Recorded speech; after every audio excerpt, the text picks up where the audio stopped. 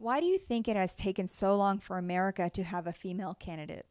You know, that's absolutely a mystifying question, because if you look at the realities of today, and I actually have him written down, women today, first of all, we are considered a minority, Yes. but we are actually the majority. We are over 51%.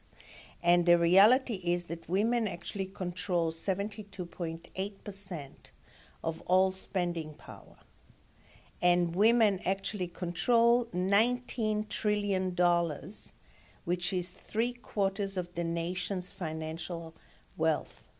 So you would think that we deserve to have a woman leader who understands the reality for so many women. Here's some of the realities that make this choice for president the right choice. Single mothers. We all know single mothers. Mm-hmm.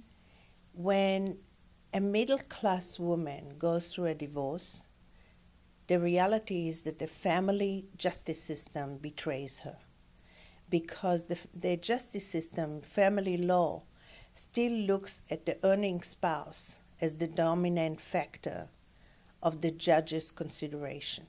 Why? Because judges are getting paid basically under $200,000 a year, actually $169,000 to $175,000 a year. So they're not making money as judges.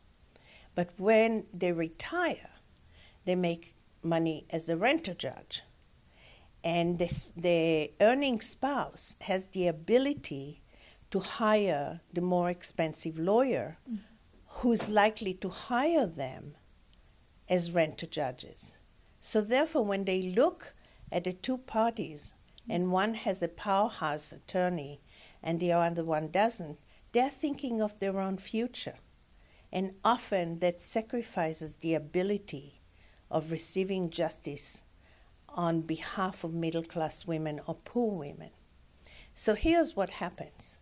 They become single mothers. They have children that they cannot support because just childcare is so expensive, healthcare is so expensive, education is so expensive. So they are now vulnerable, and if they have multiple children, how can they get a job?